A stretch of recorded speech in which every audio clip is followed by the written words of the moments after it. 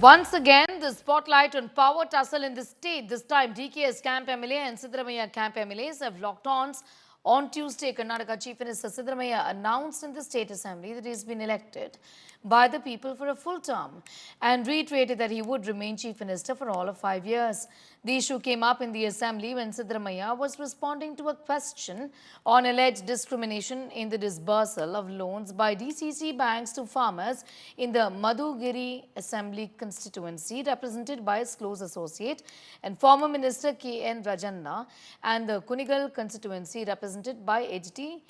Ranganath, a staunch supporter of Shiv Kumar. Rajanna has hit out at H.D. Ranganath and alleged that Siddaramaiah has shown his commitment to social justice and funds are distributed accordingly.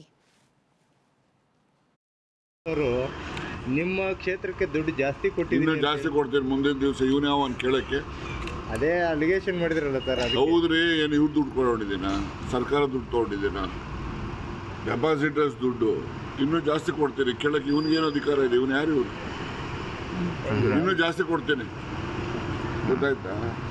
ಅದು depositors ಮನಿ ನಾನು ಕೊಡ್ತಕ್ಕಂಥದ್ದು, ನನ್ನ ದುಡ್ಡಲ್ಲ, ಸರ್ಕಾರದ ದುಡ್ಡಲ್ಲ, depositors ದುಡ್ಡು. ಜಿಲ್ಲೆಯ ರೈತರುಗಳು ಯಾರೆಲ್ಲ deposit ಇಟ್ಟಿದ್ದಾರೆ ಅದನ್ನು ನಾನು ಕೊಡ್ತೇನೆ.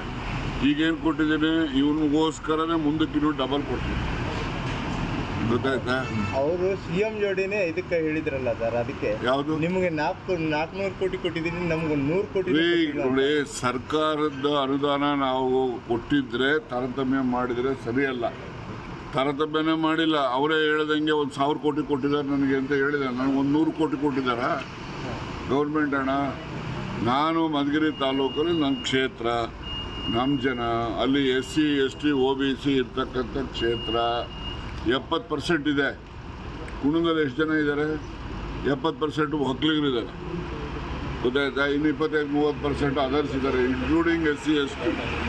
ಅದರಿಂದ ನಾನು ಸಾಮಾಜಿಕ ನ್ಯಾಯದ ಏನು ಸಿದ್ದರಾಮಯ್ಯನವರು ಸಾಮಾಜಿಕ ನ್ಯಾಯಕ್ಕೆ ಬದ್ಧತೆಯನ್ನು ತೋರ್ತಾರೆ, ಆ ಬದ್ಧತೆಯಂತೆ ನಾನು ಕಾರ್ಯಕ್ರಮಗಳನ್ನು ರೂಪಿಸಿದ್ದೇನೆ. ಮುಂದಿನ ದಿನಗಳಲ್ಲಿ ಇನ್ನೂ ಹೆಚ್ಚು ಕೊಡ್ತೇನೆ. ಮಧುಗಿರಿ ಇರ್ಬೋದು, ಪಾವಗಡ ಇರ್ಬೋದು, ಸಿರಾ ಇರ್ಬೋದು, ಚಿಕ್ಕನಾಯಕನಹಳ್ಳಿ ಇರ್ಬೋದು, ಕೊರಟಗೆರೆ ಇರ್ಬೋದು, ಇವೆಲ್ಲವೂ ಕೂಡ ಅಲ್ಲಿ SC ST OBC ಇರ್ತಕ್ಕಂಥ ಹೆಚ್ಚಿನ ತಾಲೂಕುಗಳು. ಇನ್ನೂ ಹೆಚ್ಚು ಕೊಡ್ತೀನಿ. ಅದನ್ನು ಕೇಳಲಿಕ್ಕೆ ಇವನು ಯಾರು? ಡೆಲ್ಲಿಗೆ ಹೋಗಿದ್ರಲ್ಲ ಸರ್, ಅದ್ರದ್ದು I